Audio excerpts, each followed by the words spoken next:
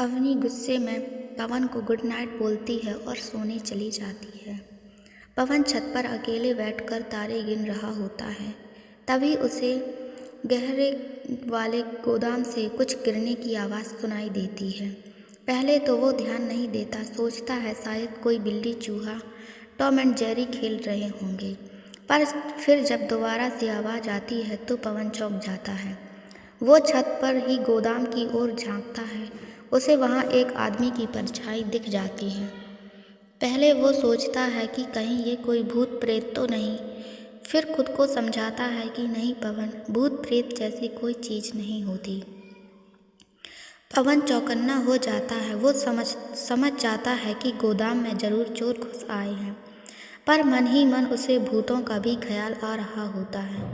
वो सबको बुलाने जा रहा होता है, फिर रुक जाता है। पवन खुद से, नहीं अभी सब सो रहे होंगे, सबको जगा के परेशान करना ठीक नहीं होगा।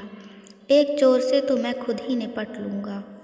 Come on Pawan, you can do it. अगर एक चोर को भी मार नहीं पाया तो इतने दिन तक कराटे की ट्रेनिंग लेने का क्या फ़ायदा होगा।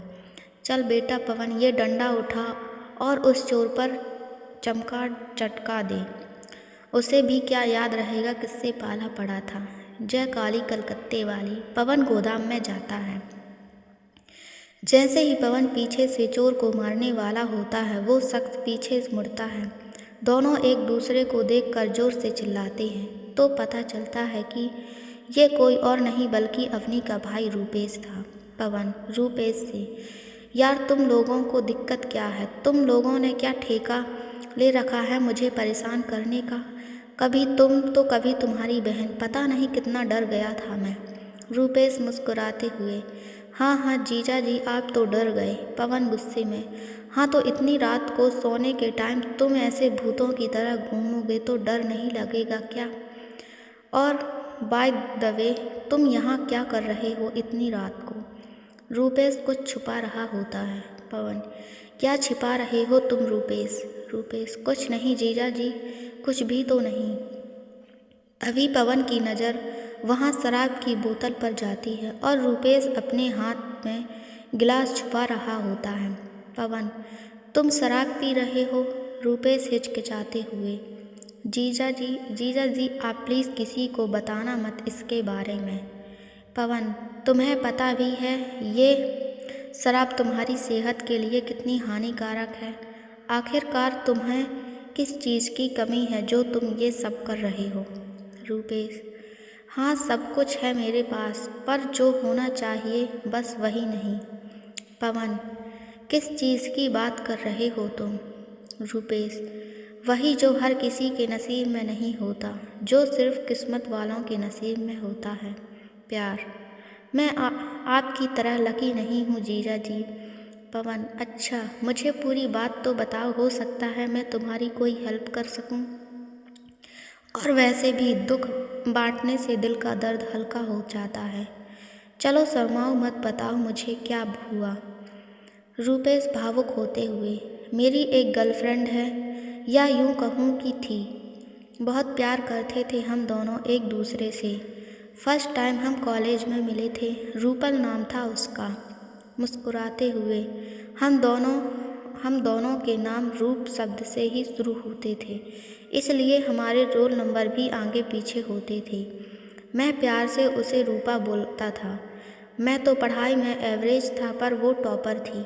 मैं हमेशा उससे पढ़ने के बहाने मिलना करता था, कभी पार्क में तो कभी उसके घर पे ग्रुप डिस्कशन के बहाने। जैसे जैसे टाइम बीतता गया हमारी फीलिंग्स भी बढ़ती गईं। बीच में रूपल ने कॉलेज आना काफ़ी कम कर दिया और आती भी तो मुझसे दूर दूर रहने लग गई। मैंने काफ़ी बार पूछने की कोशिश की, पर उसने हमेशा बिजी होने का बहाना बताया। रूपेश, फिर एक दिन वो खुद आई और बोली रूपल रूपेश से, आई एम सॉरी रूपेश, काफ़ी टाइम हो गया ना, टाइम साथ बिताए, चलो कहीं चलें। हम दोनों ने प्लान बनाया और हम दोनों लद्दाख जाएंगे घूमने अकेले। हम दोनों साथ टाइम स्पेंड करना चाहते थे, ज़िंदगी के मज़े लेना चाहते थे। पवन, फिर तुम दोनों गए हो या नहीं? रूपेश, हम गए थे, वहाँ पर काफ़ी मज़े किए हम दोनों ने। दिन में हमने काफ़ी शॉपिंग की, फिर शाम में हमने बॉनफायर के मज़े लिए। मुझे याद है वो ब्लू कलर का गाउन पहना हुआ था। ठंडी ठंडी हवाएं चल रही थी। वो किसी परी से कम नहीं लग रही थी। वो मेरे पास ही बैठी थी और उसके चेहरे पर उसकी लटें हटा रहा था। वो भी क्या शाम थी, सोचता है। फिर हमने साथ में कपल डांस किया। बैकग्राउंड में गाने चल रहे थे, लग जा गले की फिर ये हंसी रात हो न हो, शायद ये जन्म मुलाकात हो न हो। पवन मुस्कुराते हुए सब सुन रहा था। पवन, फिर क्या हुआ? रूपेश, हम दोनों ने काफ़ी पी ली थी उस दिन। मैं कब सो गया मुझे पता ही नहीं चला। मेरी आँख खुली तो सब कुछ धुंधला धुंधला दिख रहा था। मैंने देखा कि रूपल किसी लड़के से बात कर रही है। मैं वहाँ गया तो जो कुछ मैंने सुना वो सुनकर मेरे होश उड़ गए। पवन, क्या सुना तुमने? रूपेश, रूपल जिससे बात कर रही थी वो उसका न्यू बॉयफ्रेंड था। वो इतने दिनों मुझसे इसलिए इग्नोर कर रही थी क्योंकि उसे चाहने लगी थी और वो उसे बेबी कहकर पुकार रही थी। मैंने उससे पूछा कि ये सब क्या हो रहा है और अगर तुम उससे प्यार करती हो तो मेरे साथ यहाँ क्यों आई? रूपल ने बोला, ये ही मेरा सच्चा प्यार है। तुम तो बस मेरे पैसों की फैक्ट्री थी मेरे लिए, वरना मैं तुम जैसे एक एवरेज के लड़के के साथ रहूँगी तुमने सोचा भी कैसे? वो दोनों वहाँ से मुझे अकेले छोड़कर चले गए। तब से मैंने शराब को ही अपनी जीएफ बना लिया। पवन, तो मिल जाएगा तुम्हें तुम्हारा प्यार, इसमें शराब पीने की क्या बात है? रूपेश, सबको कभी न कभी उनका सच्चा प्यार मिल ही जाता है। शराब पीने से क्या रूपल वापस आ जाएगी? तुम उसके लिए अपनी लाइफ बर्बाद क्यों कर रही हो? रूपेश, जो तुम्हारी लाइफ में है नहीं, अगर वो तुम्हारे साथ नहीं है तो मतलब वो तुम्हारा सच्चा प्यार नहीं था। अगर वो तुमसे सच्चा प्यार करती तो तुम्हें कभी धोखा नहीं देती, ना ही तुम्हें यहाँ अकेले बैठकर शराब पी रहे होते। देखो अपने आसपास, क्या तुम्हें रूपल कहीं दिख रही है? अभी नहीं ना, क्योंकि वो सिर्फ तुम्हारे दिमाग में है, इसलिए ज़िंदगी से वो जा चुकी है। तुम अपने बीते हुए कल के चक्कर में अपना आने वाला कल क्यों खराब कर रहे हो? और सबसे ज़्यादा इम्पॉर्टेंट है तुम्हारा आज।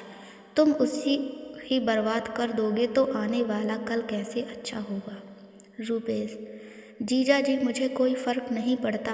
आपने आने वाले कल से मुझे पता है कि कुछ अच्छा नहीं होने वाला। पवन, देखो रूपेश, ऐसे हार नहीं मानते। हो सकता है रूपल से भी ज़्यादा कोई प्यार करने वाली मिल जाए जो तुम्हें उतना ही प्यार करे जितना तुम रूपल से करते हो।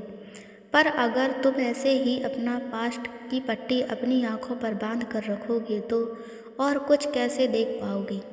रूपेश ताना देते हुए, हाँ, आपको क्या पता सच्चे प्यार से दूर होने का गम। आपको तो आपका प्यार मिल गया ना। ये सब बस बोलना आसान है जीजा जी, असल ज़िंदगी में जिसके साथ होता है ना उन्हें ही पता चलता है कि कैसा लगता है। आप नहीं समझोगे जीजा जी। पवन, देखो तुम्हें कुछ नहीं पता मेरी लाइफ के बारे में। मेरा काम था तुम्हें समझाना, आगे तुम्हारी मर्जी। पवन चला जाता है। सब्सक्राइब करें आगे की स्टोरी देखने के लिए।